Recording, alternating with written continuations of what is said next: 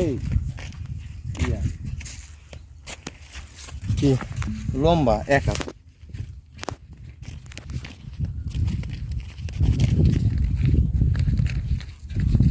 ও বিশ্রাইতে লাস্টে পাইব 2 আঙ্গুল লেখা। হ্যাঁ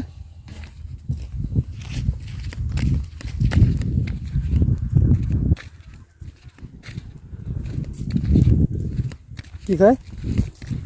ও